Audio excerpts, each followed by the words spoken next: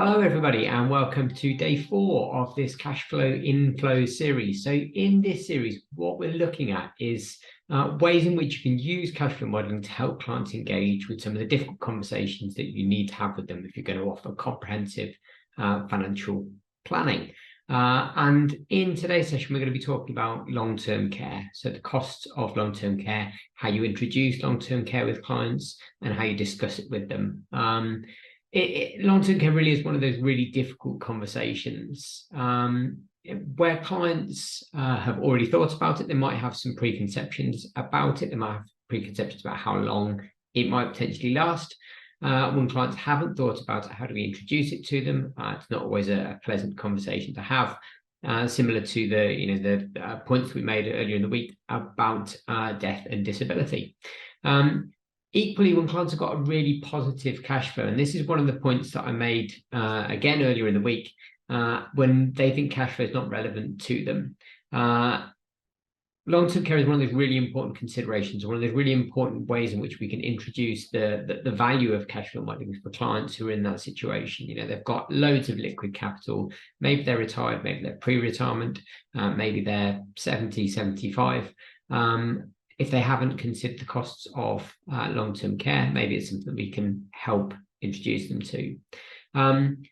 But equally, I think we need to take pains to explain to clients that although we are stress testing their cash flow, every assumption theoretically is a stress test. So every assumption we make in every cash flow model we ever produce is a stress test.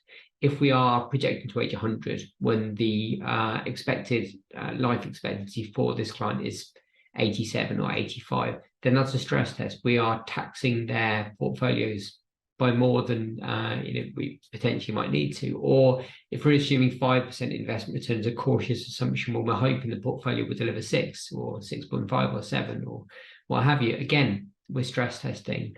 If we're assuming a slightly higher inflation rate because we're being cautious, we're stress testing. Every single assumption that we make in a cash flow model is a stress test.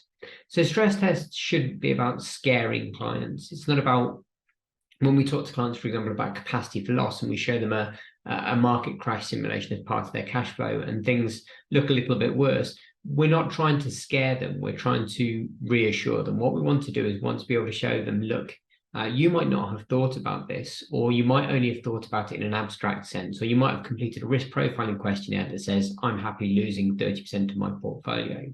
But what we can now show you using cash flow modeling is the impact of that on your lifestyle. So if you lost 30% of your portfolio, what would you potentially miss out on? Similarly, when we're talking about long-term care, we're not saying, okay, this catastrophic, hugely expensive event is definitely going to happen in your lifetime. But do we have coping mechanisms in place to allow for it should you encounter the costs of care at some point later on? So without further ado, I am going to share my screen with you.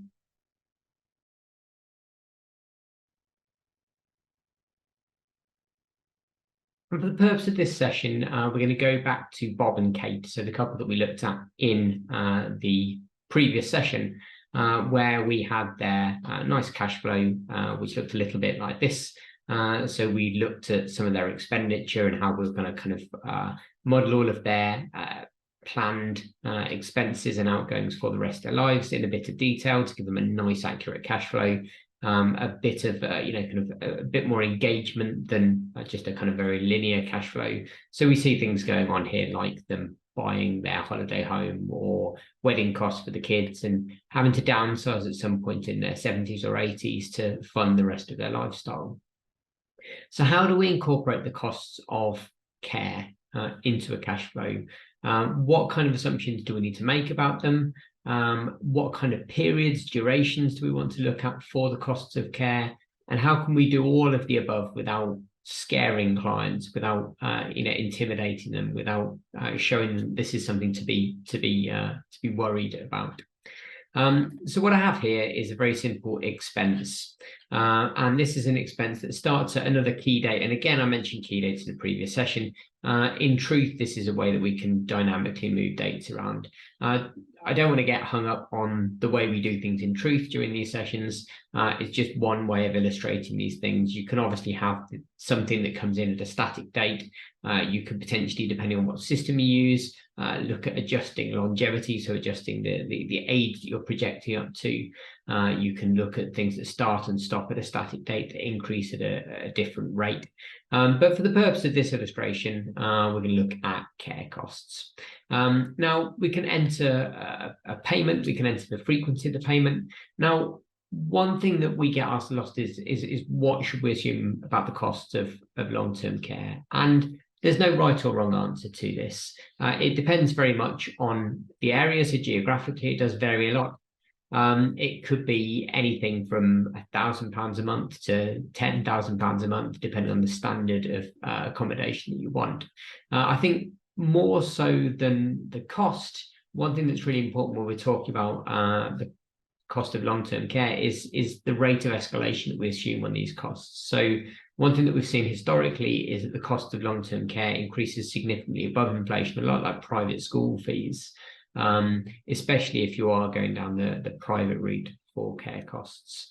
In terms of the cost, again, one thing that's really useful is knowing the costs of some care facilities in your area, especially if your clients are geographically close to you.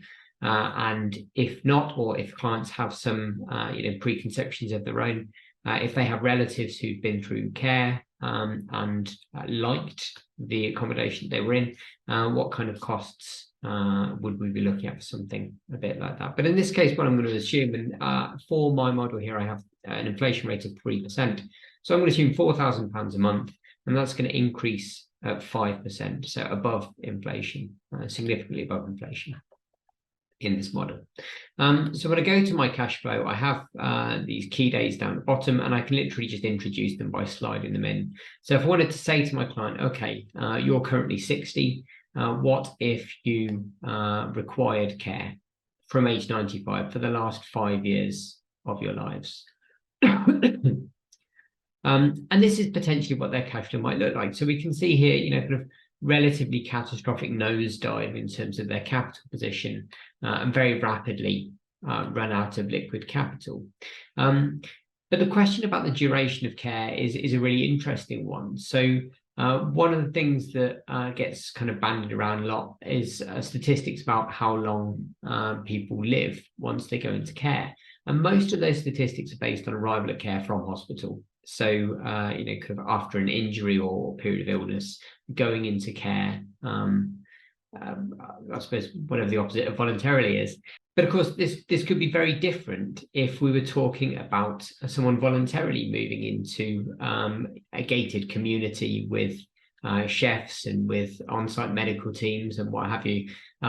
So rather than the 12, 18 months, 2 years that people typically live in care, based on the statistics that we've seen elsewhere, we could potentially be looking at a much more significant period of time should someone voluntarily move into care home. So we could be looking, for example, at someone moving in at 85 and staying in care right the way through to age 100 or the end of their cash flow. Again, we're looking at a couple here, so we could have one of the couple moving into care, both of the couple requiring care. We could have multiple dates that adjust both of these things. Or we could say, okay, kind of what if one of you did require care from some point in your early 80s, but that were kind of a short-term thing, and it did actually only require that expense over a short period of time. How would your cash flow potentially look if that were the case? So if you required care from 82 till 85. Now, as I say, the purpose of this isn't that we scare clients. So we're not trying to give them any kind of reality check or kind of show them that their lifestyle is unsustainable. And the last thing we want is clients not enjoying their retirement because they're concerned that they might have to fund 15 years of long-term care. So just like any other assumption that we make in our cash flow, everything here is a stress test. So we can look at different strategies for coping with and accommodating the costs of care for our clients. So what I've done in this scenario is I have incorporated an equity release, which is going to give my clients some money each month to cover part of the cost of their care. So if they did need care, things could potentially look very different. So rather than everything dropping off a cliff edge, it's still, a massive expense for them. But actually behind the scenes, they are drawing on a mortgage product effectively to fund a lot of those costs. So we could potentially look at a 5-year period of care, similar to our other scenario, but we have a strategy in place to cope with that. So as I say, there's really simple coping strategies that you can build in. And not only that, but we can show clients the impact on their capital position. So one of the big concerns that clients have about equity release in particular is the dent that it's going to make in their estate. So when we talk to them about equity release and the possibility of drawing some capital from their property, there's a concern that it's going to leave the kids with nothing. But what we can do using cash flow modeling is show the clients the potential impact on their estate position. So when they start to draw on that extra mortgage product at some point in later life, and we can see here on this lifelong chart in the bottom right, we have our liability that appears later on. But if we jump to age 95, which is the point at which in this scenario we looked at them coming out of long-term care, what we can see is that they've got a mortgage of about £140,000. Now they've already downsized their main residence at this point in time. But what we can see is that they've got £650,000 worth of property and £140,000 worth of mortgage. So we can reassure the client that, look, yes, you will be leaving a debt against your estate, but actually you're still leaving your beneficiaries, your kids, grandkids, with £500,000 worth of equity in your properties. So although you are releasing some of that equity, you are still in a positive equity position. And that's with 5 years of very expensive care, increasing significantly above inflation over that period of time. So, a nice, short, snappy one today, but I think long-term care is one area in which we can really help clients who potentially have, kind of a really, really healthy, positive cash flow, engage with some of these difficult conversations. So if you were to need long-term care, your lovely, nice, blue, healthy, or, blue in truth terms, nice, healthy cash flow, which shows that you can afford everything that you want to do for the rest of your life, potentially looks much worse. But without shocking the client, we can almost do a kind of Blue Peter style. Here's one I made earlier. Here is a coping mechanism that we have built in for you. So rather than your cash flow catastrophically going off the edge of a cliff, what if, if you were to find yourself in that position, we release some equity from your property, or we sell the business that you've got sat aside, waiting to be passed on to the kids, or we reduce your other outgoings, or we increase the return on your investments, or whatever strategy we might feel is relevant for this client. But as I say, the purpose of cash flow modeling isn't to scare clients. So the purpose of cash flow modeling is really to help us talk to clients about some of these challenging and difficult things they might encounter in their financial futures. So whether it is the costs of long-term care, whether it is protection, whether it is retirement proving to be more expensive than they might otherwise have planned, each of these things is a stress test, and each of these things is something that we can help clients tackle and understand and engage with. So for a lot of these clients who might say, cash flow modeling is not relevant for me, I've got enough in my pension fund to see me through the rest of my life, or cash flow modeling is not relevant for me, I'm 50, I've got no concerns about my retirement at this point.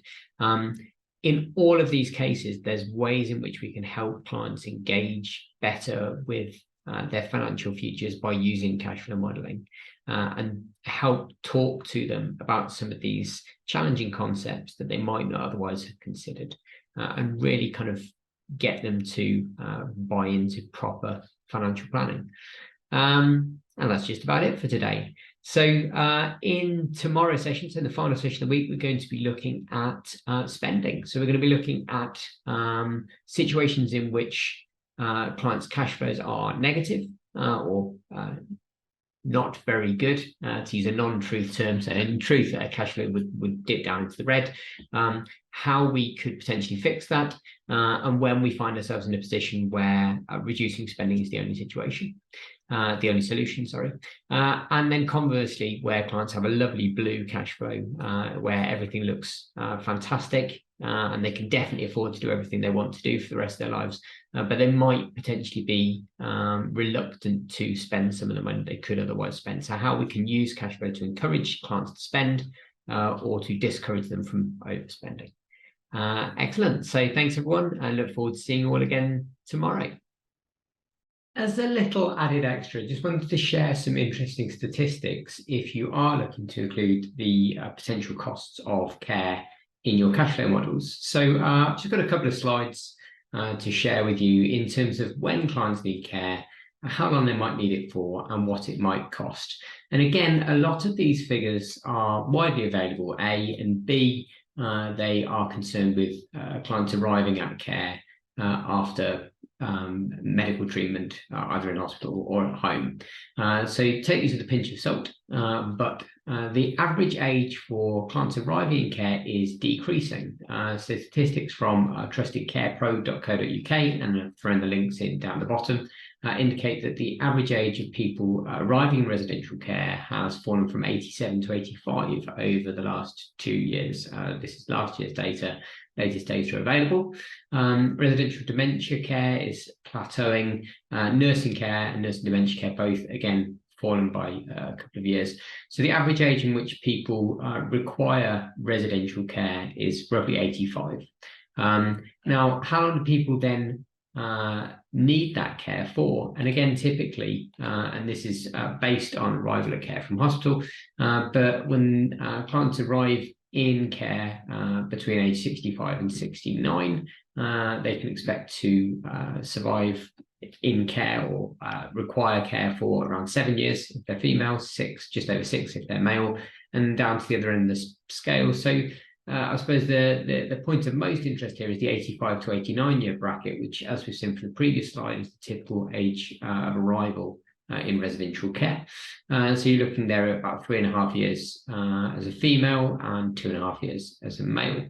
And then the cost of that care, so this is ONS data, again, publicly available.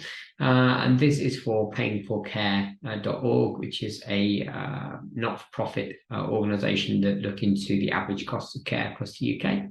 And they cite the average cost of residential care, so frail older care to the bottom line in this table. Frail older care in the UK is £667 a week as the average cost, which is what, £2,500 a month, somewhere in that ballpark. So again, you know, this will vary massively from region to region. It will also vary massively from care home to care home. So it depends on the quality of care that clients are after. But just some interesting statistics that you might want to incorporate into your models. Obviously, feel free to go out and source your own, but just some food for thought if you are interested in incorporating the costs of care into your cash flow models.